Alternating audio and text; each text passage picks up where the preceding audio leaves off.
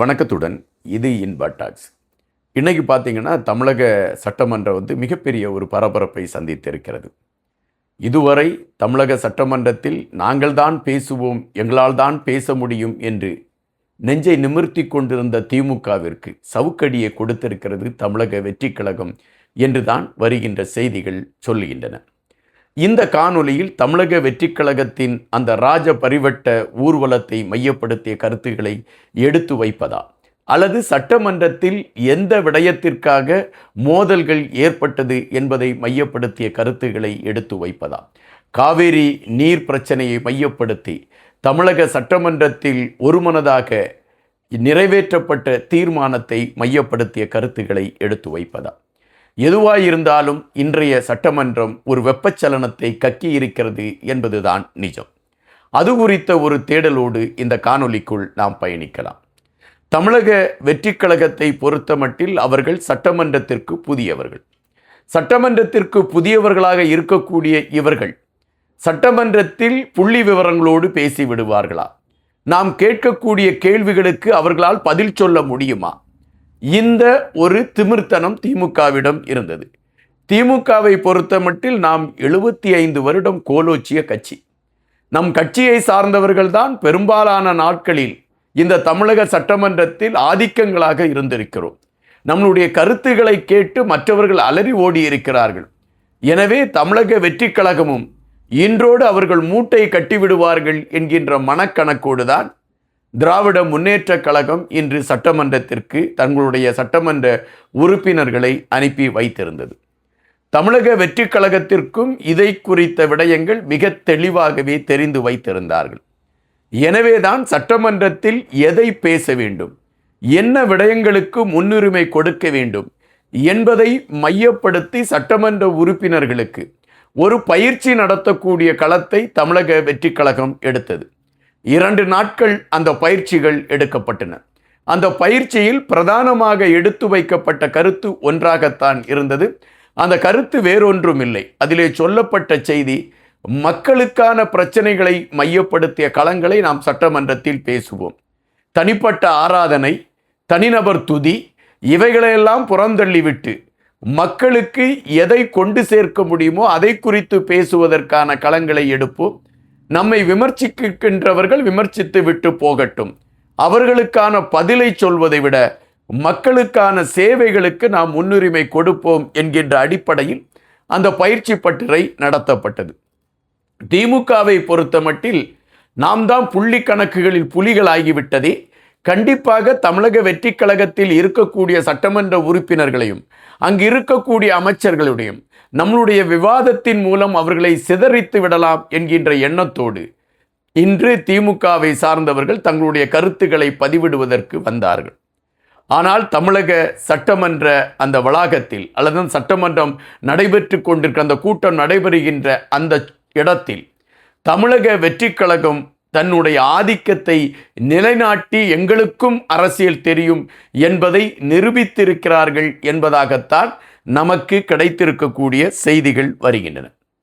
கொளத்தூர் மையப்படுத்திய ஒரு பிரச்சனையை பொதுப்பணித்துறை அமைச்சர் ஆதவ் அர்ஜுனா அவர்கள் எடுத்து வைக்கிறார். பொதுப்பணித்துறை அமைச்சர் ஆதவ் அர்ஜுனா கொளத்தூரை மையப்படுத்தி ஒரு கருத்தை எடுத்து வைக்கிறார் என்றால் அதில் வில்லங்கம் இருக்கும் என்பது அங்கு பதிவல்ல.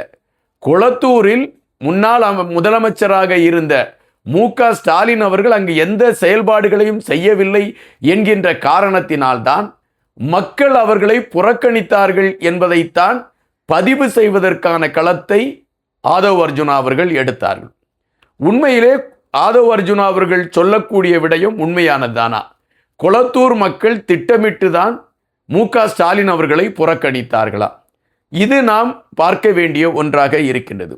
மு.க. ஸ்டாலின் அவர்கள் 3 முறை கொளத்தூர் தொகுதியிலே அவர் போட்டியிட்டிருக்கின்றார். அதிலே மிக குறைவான வாக்குகளில் தான் போன முறையே அவர் வென்றிருக்கிறார்.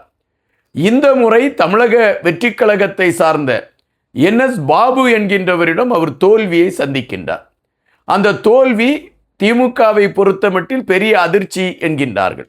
ஆனால் மக்களை பொறுத்தமட்டில் இந்த தோல்வி முன்பே முடிவு செய்யப்பட்டது என்பதுதான் மக்கள் சொல்லக்கூடிய களங்களாக இருக்கின்றது. மக்கள் எதற்காக முன்பே ஸ்டாலின் அவர்களுடைய தோல்வி முடிவு செய்யப்பட்டது என்று குறிப்பிடுகிறார்கள் என்றால், கொளத்தூர் பகுதியிலே எந்தவிதமான கட்டமைப்புகளும் அங்கு சரியாக உருவாக்கப்படவில்லை. அங்கு ஒரு சட்டமன்ற உறுப்பினர் இருக்கிறாரா என்கின்ற கேள்விதான் எழும்பின. முதல்வருடைய தொகுதி என்று சொல்லப்பட்டால் கூட கொளத்தூர் கேட்பாரற்ற ஒரு நிலமாகத்தான் அல்லது ஒரு பகுதியாகத்தான் இருந்தது என்பதுதான் நிஜம். தண்ணீர் பிரச்சனை தலைவிரித்தாடுகிறது, மின்சார பிரச்சனை தலைவிரித்தாடுகின்றது. சாக்கடை மிக பெரிய ஒரு சிக்கலான நிலையில்தான் கொளத்தூர் மக்கள் இருந்தார்கள். எனவேதான் கொளத்தூர் மக்கள் இம்முறை ஸ்டாலின் அவர்களை வீட்டுக்கு அனுப்பிவிட்டு தமிழக வெற்றி கழகத்தின் உறுப்பினரை சட்டமன்ற உறுப்பினராக மாற்றிவிட்டார்கள். இதனை மையப்படுத்திய உண்மை நிலையைத்தான் ஆதவ் அர்ஜுனா அவர்கள் எடுத்து வைக்கிறார். ஆதவ் அர்ஜுனா அவர்கள் அந்த உண்மை நிலையை எடுத்து வைக்கின்ற பொழுது திமுகவிற்கு கொதிப்பு. ஏன் திமுகவிற்கு இந்த கொதிப்பு வந்தது என்று நாம் போகின்ற பொழுது, திமுகவை பொறுத்தமட்டில் தங்கள் தலைவருடைய உண்மை முகத்தை தமிழ்நாடு உள்ளாக அறிந்துவிடும் என்கின்ற ஒரு எண்ணம். அதாவது தமிழ்நாடு முழுவதும் இந்த மனிதன் கொளத்தூரில் எதுவுமே செய்யவில்லை என்கின்ற விடயம் தெரிந்துவிடும் என்கின்ற பதபதைப்பின் காரணமாகவும் அவர்கள் கொதித்தெழுந்தார்கள்.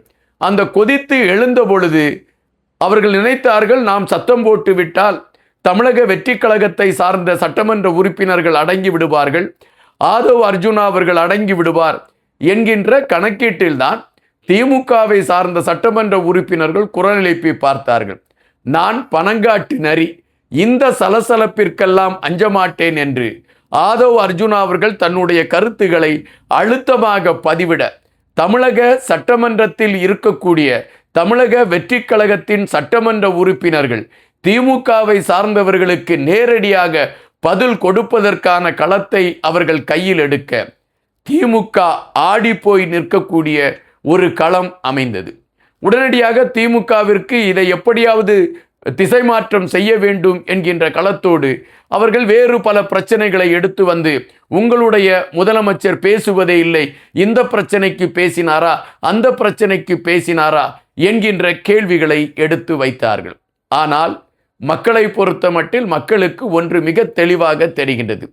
நீங்கள் பக்கம் பக்கமாக பேசினீர்கள், பக்கம் பக்கமாக எழுதினீர்கள், ஆனால் மக்கள் பிரச்சனையில் நீங்கள் ஒரு புள்ளியை கூட வைக்கவில்லை. ஆனால் தமிழக வெற்றி கழகத்தின் தலைவர் முதல்வர் விஜய் அவர்கள் பக்கம் பக்கமாக பேசவில்லை, உங்களைப் போல பக்கம் பக்கமாக எழுதவில்லை. ஆனால் மக்களுக்கான செயல்பாடுகளை அவர் மிக சிறப்பாக செய்து கொண்டிருக்கின்றார். ஒரு முதலமைச்சர் மக்களுக்கு எதை செய்ய வேண்டுமோ அதை மிக தெளிவாக செய்து கொண்டிருக்கிறார் என்பதை மக்கள் புரிந்திருக்கிறார்கள். தற்பொழுது திமுகவின் குள்ளநரித்தனமும் அவர்களுடைய முகமூடியும் சட்டமன்றத்தில் மீண்டும் ஒரு முறை வெளியே தெரிய ஆரம்பித்திருக்கின்றது. தமிழக வெற்றி கழகத்தின் அந்த சட்டமன்ற உறுப்பினர்கள் முன்பு திராவிட சட்டமன்ற உறுப்பினர்கள் திணறி நிற்கக்கூடிய காட்சிகள் இன்று அரங்கேறி இருக்கிறது என்பதுதான் நிஜம். நன்றியுடன் இன்பா.